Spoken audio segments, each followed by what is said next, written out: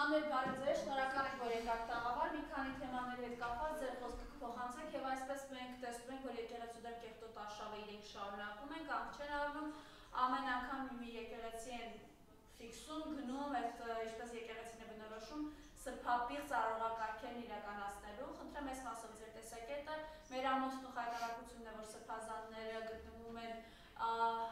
կալանքի տակ, այն պարագայում, որ ունեն կալանքի հետ ոչ համատեղելի առողջական խնդիրներ և օր առաջ պետք է նրանք ուղղակի ազատ արձակվեն։ Սրան զուգահեռ նաև տեսնում ենք ադրբեջանական կողմից ուղիղ սպառնալիքները, որ մեքենաներով գալու են, որ Սևան գոյություն չունի, գոյությունի գոյչա,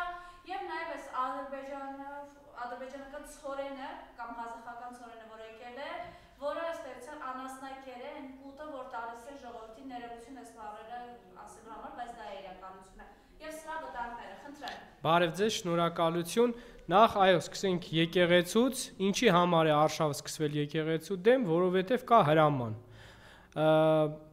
Այս հրամանը կատարում է Փաշինյանը, իհարկե շատ լավ է, որ Փաշինյանը իր աղանդը ստեղծեց եւ նրանք առանձնացան մեր եկեղեցուց եւ հասարակությունը, հանրությունը այսօր շատ լավ տեսնում է, թե ովքեր են այդ աղանդի հետևորդները, ովքեր են մասնակցում այդ աղանդին,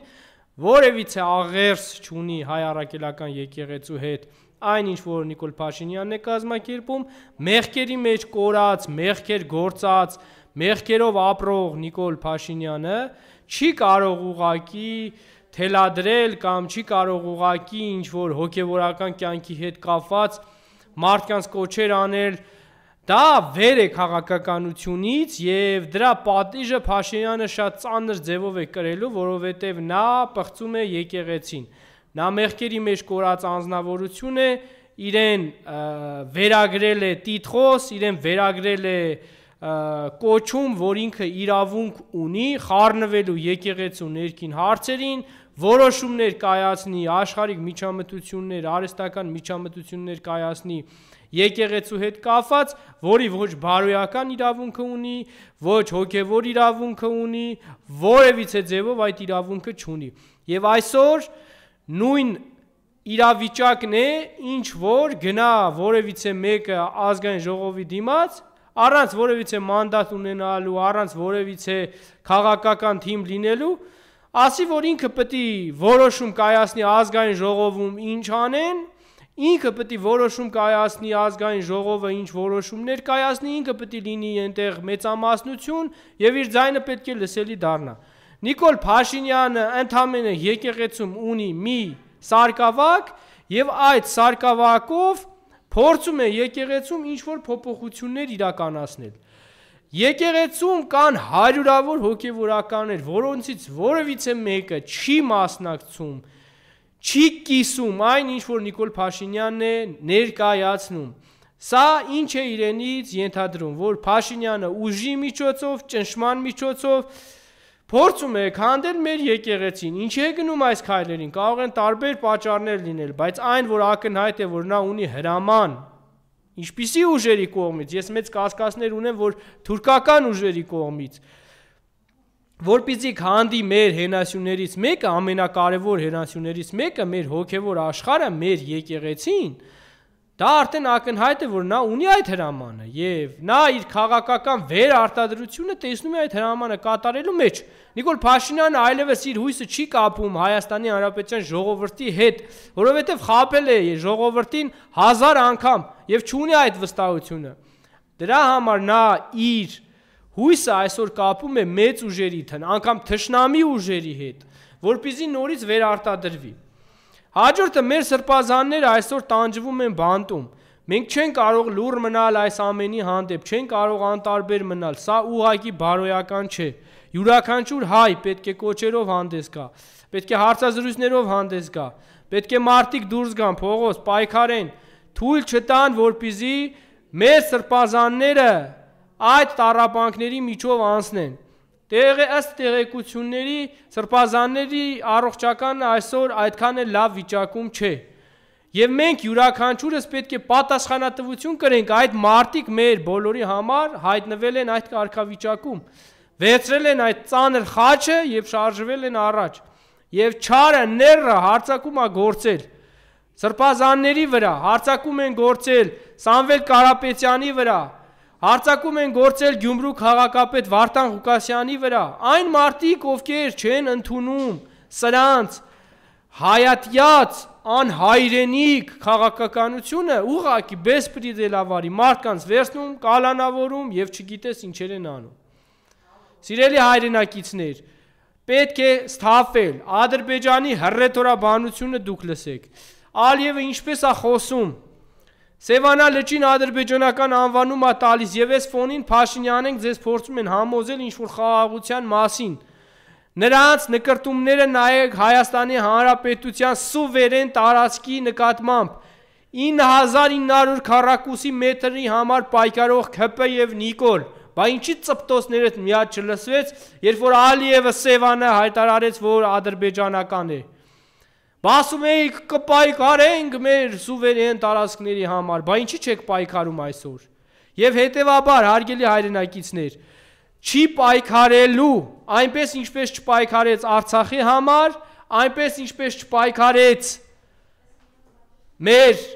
ջերմուկի դիրքերի համար,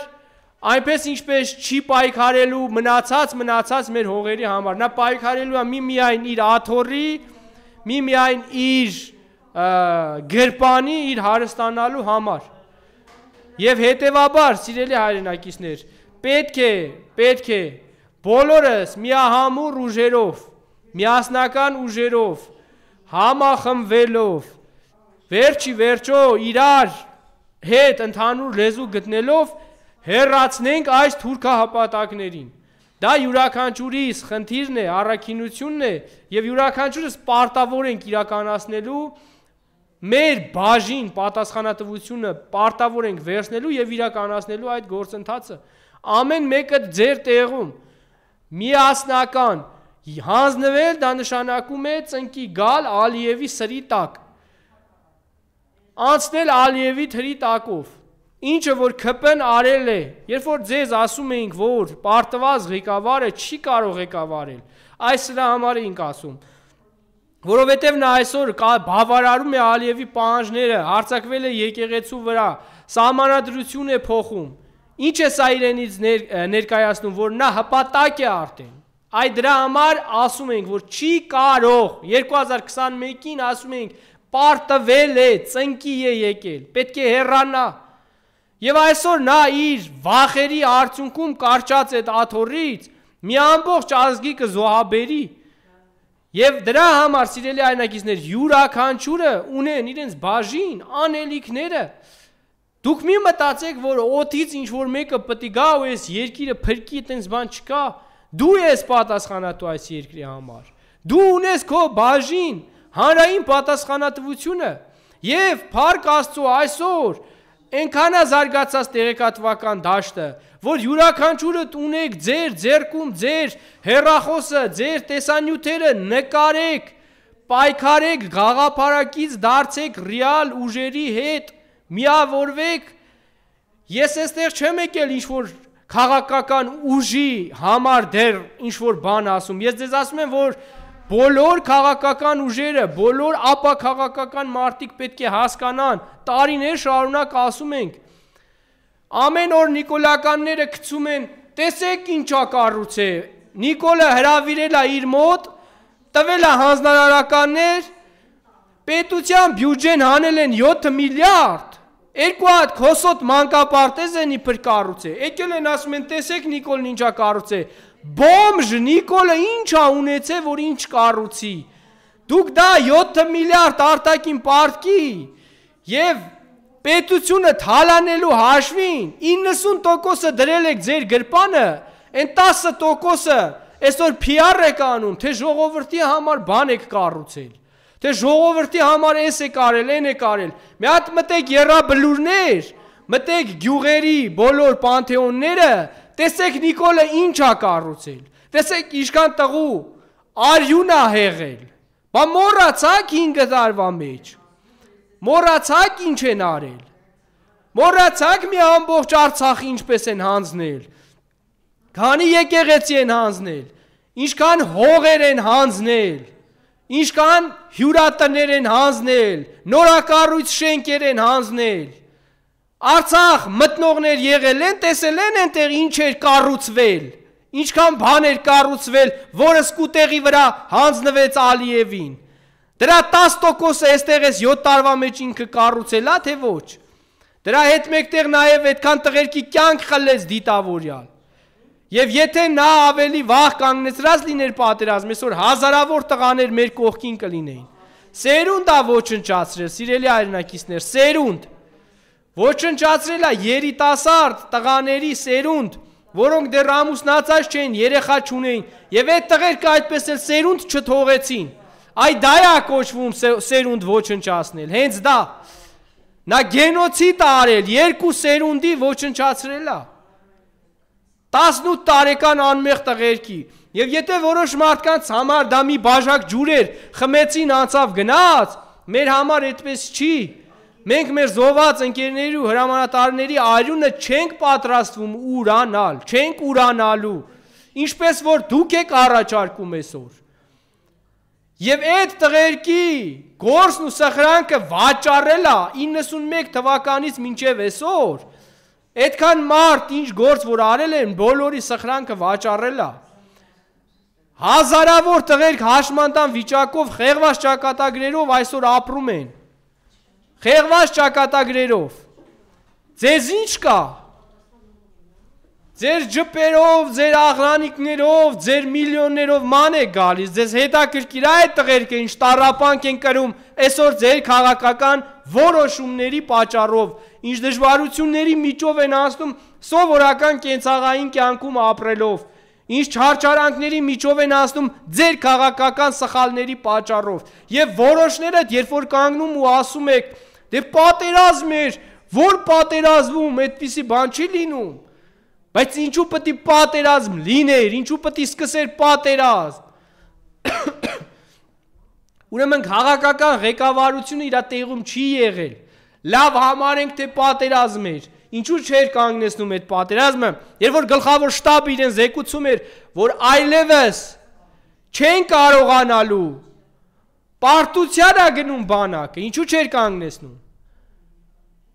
Չէր կանգնեցնում, որ Ադրբեջանը իր ուզածը գրավեր հասներ, չէր կանգնեցնում, որ նույն իմ հզոր հրամանատարներին սպանեին, զոհվեին, որ կարողանար ադրբեջանցին առաջ գար եւ այն ինչը որ խոստացել էր ու վաճառել էր, հանձներ կեղծ պատերազմի անվան տակ Թուրքին ու թշնամուն, դրա համար չէր կանգնեցնում։ Ես էլ ասում եմ, որ գնացել էր Թուրքիի հետ գործարքի եւ պատերազմի անվան տակ այդ հողերը հանձնում էր։ Կեղծ պատերազմի անվան տակ այդ հողերը հանձնում էր ու սպանում էր, սպանելով էր հանձնում։ Ես էլ այդ կասկածներն ունեմ ու հիմնավոր կասկածներ են, որ նա պատերազմը կեղծ կազմակերպել է, որի արդյունքում հանձնի Արցախը ու բարեկամանա Թուրքի հետ։ Դրա համար էլ այսօր անասունի կեր են իրան ուղարկում, որովհետև անասուն է։ Մի բուր տվեք ազգային ժողով, թող ուտի Փաշինյան Նիկոլը, որ չսատկեց, ուրեմն նորմալ կերը, անասուններին տվեք։ Սիրելի հայրենակիցներ, իրականում սա զավեշտ է, երբ որ ձեզ այսօր կերակրում են, որ եկեք, բարեկամանում ենք թուրքերի հետ, աղբերանում ենք եւ այլն, դուք մի հատ տեսեք հլը Ադրբեջանն ու Թուրքիան ընդհանրապես ձեր հետ ցանկություն ունեն բարեկամանալու։ Հլը մի հատ լսեք Ալիևը ինչեր է ասում։ Դուք ո՞նց եք բարեկամանում, կարող է դուք էլ Նիկոլի պես անինքնասեր եք, թքում են ձեր վրա, ասում եք, չէ, մենք ուզում ենք բարեկամանանք։ Նիկոլ չէ բարեկամանում քո հետ, ինչքան ուզում է, երեսդ պատդոշ սարքես ու գնաս։ Հո պատդոշություն անելով զորով բարեկամ չես դառնալու։ Ինչ ասես, ասում են քո հասցեին։ Գնում ես հաջորդ օրը Լուկաշենկոին էիր բան ասում։ Անինքնասերի պես գնացիր նստար, ծաղրեցին, հանին ուղարկեցին։ Բա սկզբունքային ղեկավար չես։ Բա քեզ ինչ ասես, ասում եմ, բա այդ ինչ ձև էիր ժպտում դեմը նստած, այ վախկոտ։ Բա չկարացար նույն Լուկաշենկոյի դեմը երկու բառ խոսեիր։ Բա խոսա, գալիս ես այդ ազգային ժողովը նեցես վժում, իբր դու բանն ես, չգիտեմ, ամենաուժեղն ես, բայց դրսերում գնում ես ծնկի եկած քարժ են տալիս պոլերով։ Քո տղամարդկությունը դա է, Նիկոլ Փաշինյան, հասկանում ես։ Հովեժալով չի։ Հո ես ներսում հասկացանք, այստեղ ուժեղ ես, վերցրել ես, ոստիկանություն, ԱԾ, ես խեղճ ժողովրդին ջարդում ես, գիտենք, ուժդ պատում ես հասարակ մարդկանց վրա։ Ես խեղճ ու կրակ ժողովրդին ես դու գանում, ես խեղճ ու կրակ ժողովրդին ես պոլերին տալիս, ես խեղճ ու կրակ ժողովրդին ես խափում, դու տղա ես գնա դուրսը մեկին խափի, գնա դրսից մի օգուտ բերես ժողովրդի համար, բացի վարկից ու պարտքից,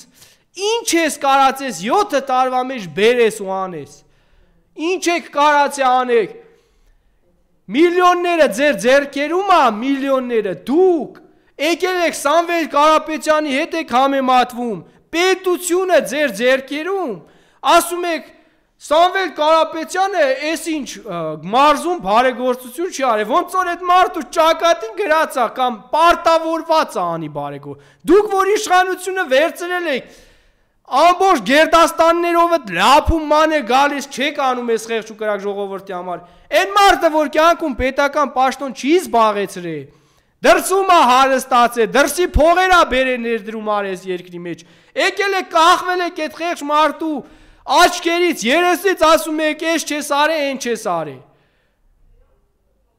Ոնց որ այն մարդն է իշխանությունը, դուք եք արա իշխանություն, այն մարդը կուզի կանի, կուզի չի անի։ Եվ այս ոչխարները մի հատ էլ ուզում են կառուցելով համեմատվեն Սամվել Կարապետյանի հետ։ Հələ մի հատ ձեր թիմը նայեք, դուք ընդհանրապես գոնե ձեր բակում մի բան կառուցել եք։ Մի շամփուն գոնե կառուցած կաք ձեր ձեռքով, որ եկել եք ասում եք Սամվել Կարապետյանը ինչ է կառուցել։ Դուք կսկի մի շամփուն ձեր ուժերով, ձեր ձեռքով չեք կառուցել։ Պետության ապարատների պետական բյուջեի արածները դրել եք այսօր ձեզ եք վերագրում թե դուք եք արել։ Տո սովածներ դուք ինչ եք ունեցել։ Ինչ եք ստեղծել ձեր ապրած կյանքով, որ մի հատ էլ հայա, Նիկոլը ասում է, տեսեք ինչ է կառուցել այ ժողովուրդ, բայց Նիկոլն է կառուցել։ Ժողովրդի հարկերը ամեն ամիս հավաքում եք այդ փողերը,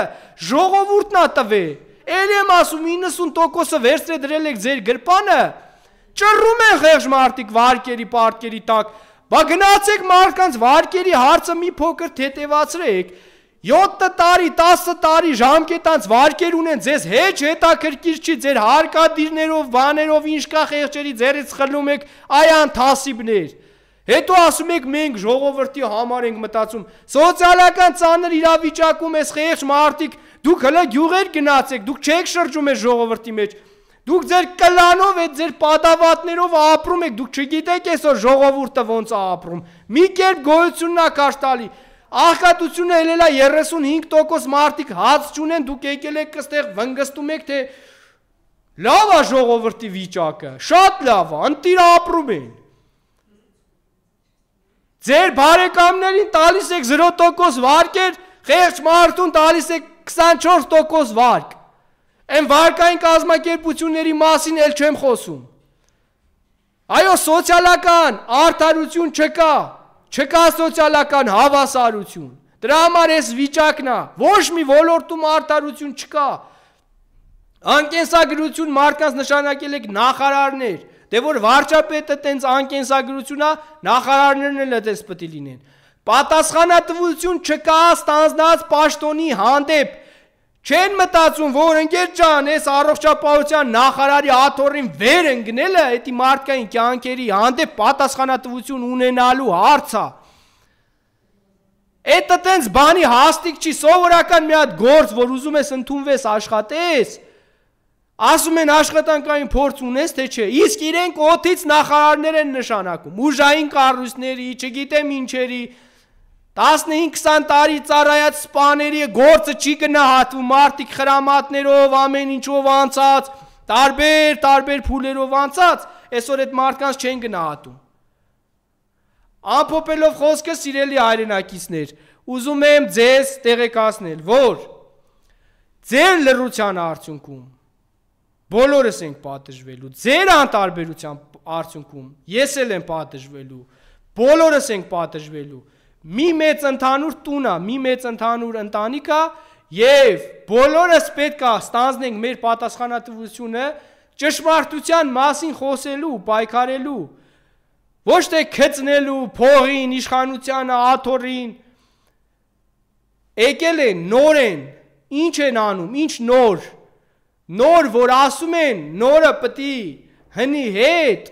համադրելով, զգուշավոր, աշխատի, սովորի, փորձի, այս երկիրը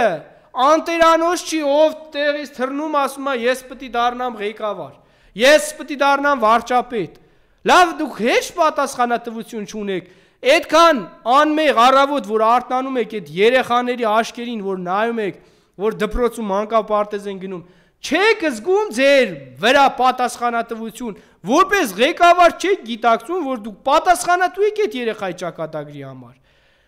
ոնց որ ձեր ընտանիքի երեխաների, այտենց պատասխանատու եք ամեն հայի երեխայի համար, դուք չունեք այդ պատասխանատվություն, որտեվ անթասիպ անկենսագրություն չծառայած դասալիկ մարդիկ եք, երբևիցե որևիցե պատասխանատվություն չեք ունեցել ձեր ուսերի վրա, դա է պատճառը, որ այսօր այս իրավիճակն է, ձեզ նույնպես